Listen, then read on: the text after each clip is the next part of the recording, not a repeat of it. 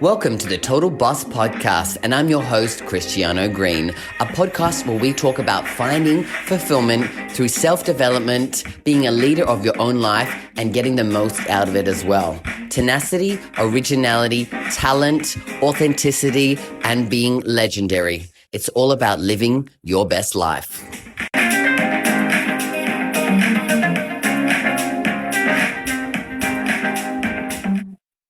Hello, all you total bosses out there, and welcome to another episode of the Total Boss Podcast.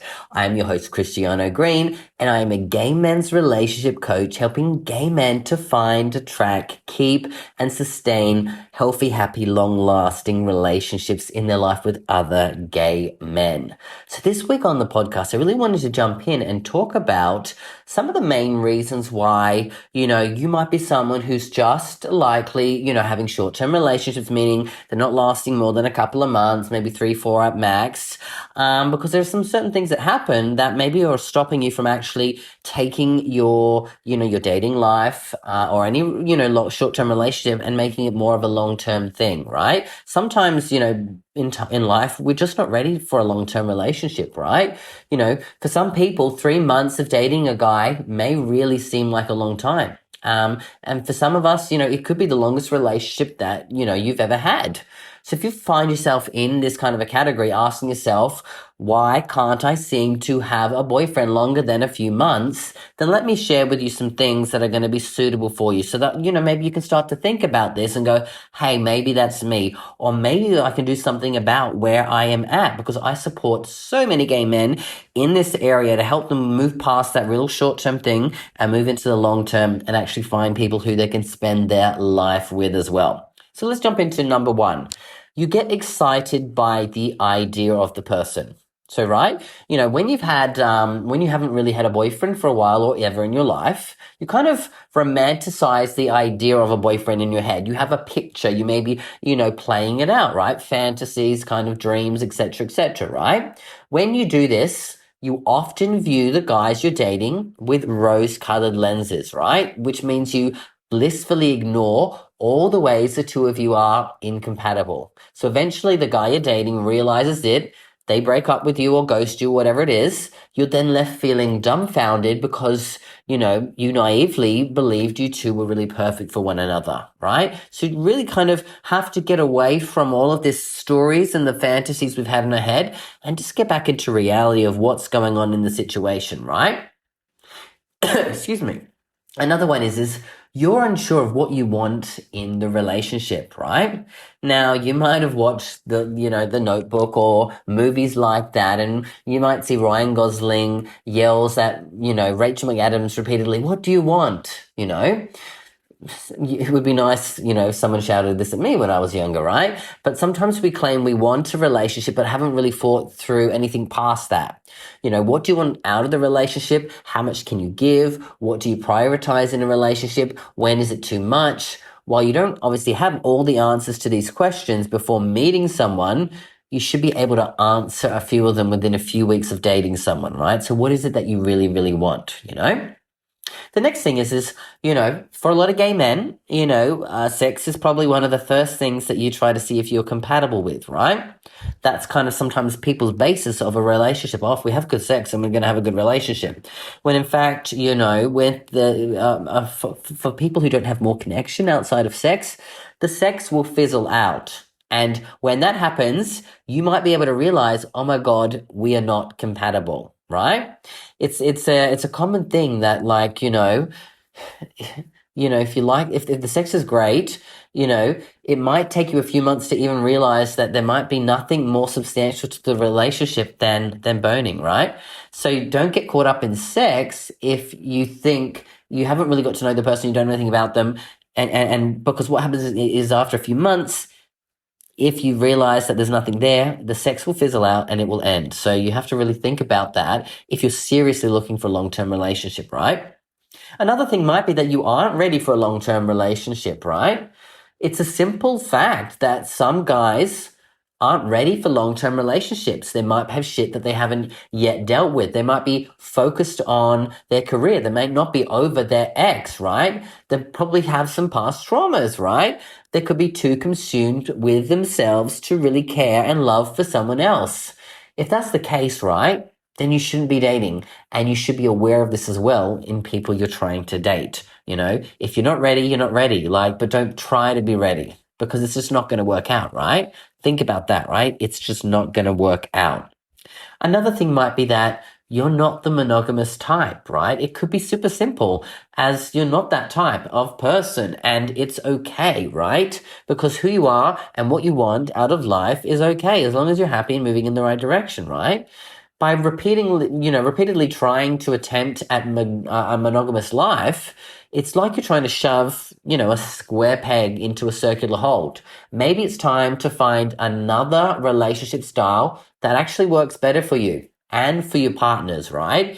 Whatever that is, you get to define that for yourself, right? And that's one of the beautiful things. But, if you're looking for, certain things and you're just not that type of person, maybe that's the problem, is that you're trying to fit yourself into a box when the box is just not really available to you, because that's not what you're really looking for as well, Another thing might be that you're unwilling to accept, different baseline needs, right?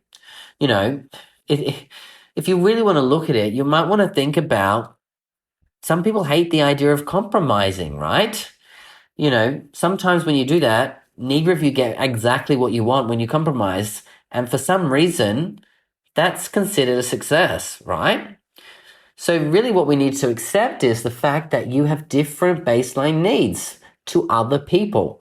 And really sometimes you shouldn't try to change that about the person you're dating. If your baseline needs are incredibly far off, it's going to be probably a sign that you shouldn't be dating, or your relationship is going to require a lot of additional work.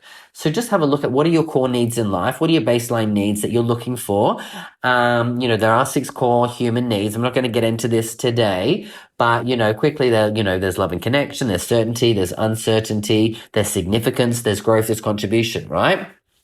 So if someone's core needs aren't being met and you try to change someone, oftentimes it causes conflict, probably going to lead to something.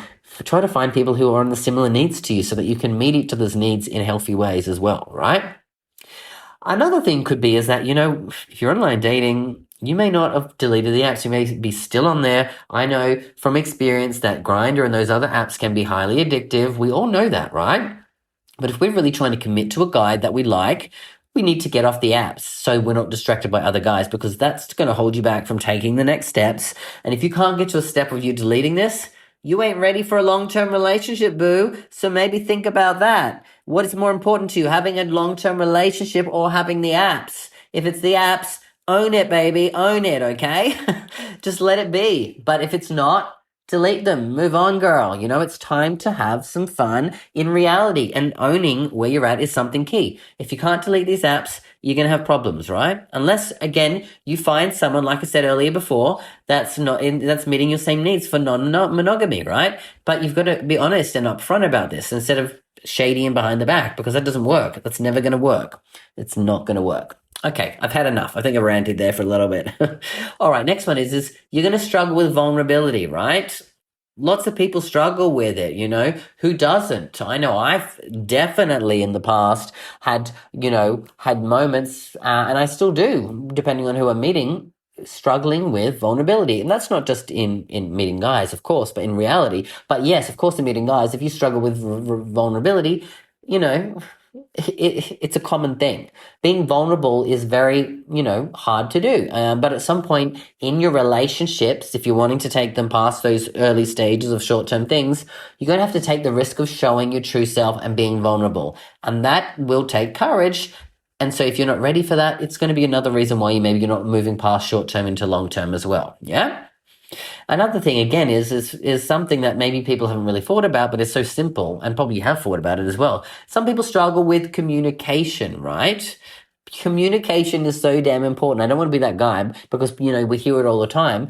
But the truth is that communication is. And, half of all problems, if not more, that happen within relationships stem from miscommunication or lack of communication, right? Something that could have easily been avoided if you and your partner were on the same page. So learn how to communicate effectively with your partner.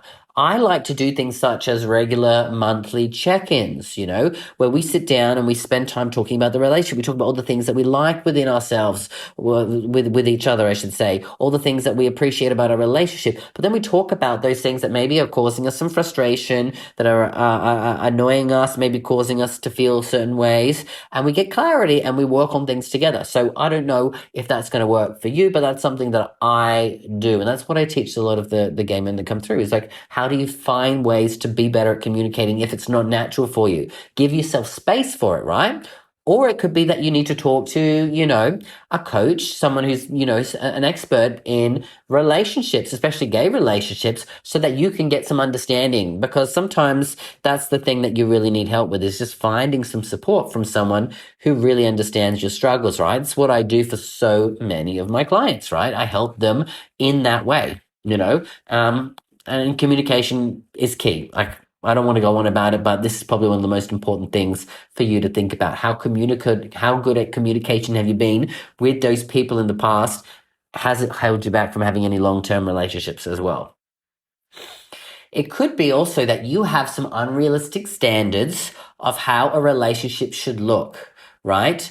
I don't know how many times, I've worked with people and I've seen, how detrimental it is to a relationship to believe that one person should satisfy every single one of your needs. No one can do that, and no one should be given the power to do that, and no one should be given the responsibility and the burden to do that as well, right? You need to have other friends, other things, other ways, other hobbies, other outlets to get your needs met through different people and experiences, right? So think about, do you need to get support for what you're going through? That could be, again, finding a coach, someone who can support you in those journeys, right? Like, that's some of the things that I do. I help some of these people in a way because their partners aren't necessarily their therapists, and they shouldn't be, right? I don't treat my partner as my therapist. I actually have coaches or out there that can support me if I'm dealing with something myself. I practice what I preach. I get support. I get coaching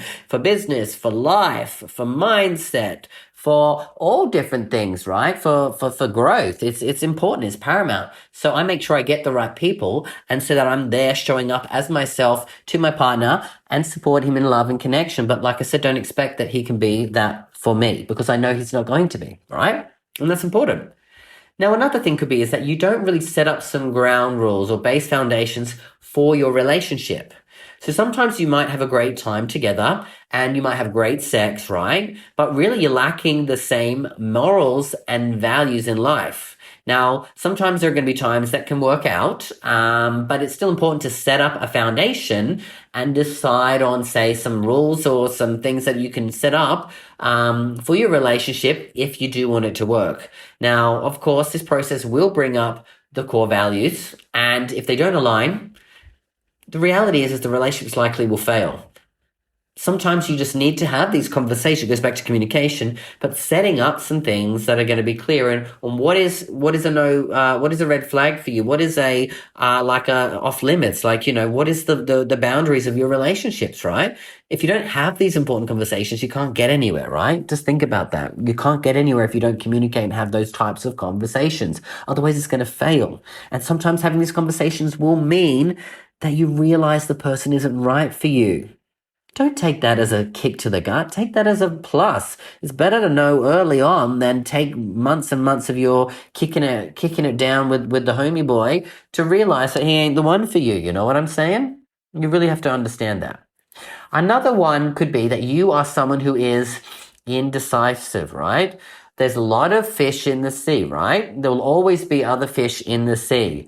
There will always be someone you think is going to be cute, or that you have a great conversation with, or someone you just want to take to the bedroom. Now, if you want any relationship to last, you have to trust your decision to be with the person that you've chosen to be with, or it's going to be gone before you know it. Because if you're in that way of being shady and cheating and doing all those things behind someone's back, karma will come and bite you in the bum at some point. And if the person finds out, boom, it's probably going to be done. Or two, it's going to be hard for you to rebuild anything, right? So if you're indecisive, maybe you're not ready for a relationship. When you get clear on what you want, you will figure it out, right? And finally, oftentimes this is one of the most common things that I hear is that people let fear get the best of them, right? Relationships are scary at times. Change is scary at times. Sometimes there are foundational elements of your relationship that is going to prevent it from progressing. But other times, you could be just running from something that's fucking really good for you, right? If you ever wanting to run once the honeymoon stage is over, really ask yourself, is the relationship really worth it? Or are you just getting cold feet? Are you just getting scared? Are you just getting fearful, right? Because if you're getting fearful, you've got to lean into the fear and sometimes take a risk and sometimes understand that as we grow and develop, we get more close to people. We're going to have to let people in. And that also allows us to know that sometimes we can get hurt. So the fear could be, oh my God, I could get hurt here. But if you want to take a chance at love, you've got to take a chance of knowing that this could happen and trust in your decision making, right? If you're committed to something, you believe in this person, move forward in that direction. Awesome, guys. So those are some of the main reasons why I see from so many people that come to me that they can't move past the short term to the long term. I'd love to hear from you as always. If you've got a question, a comment, a bit of a story, I love you hitting me up in the DMs and talking about it. So you know where to find me on Instagram, Facebook, all of that as well. Otherwise, I'm going to be back next week with a brand new episode of the Total Boss Podcast. But until then, always remember that you've got this and I've got you. Bye for now.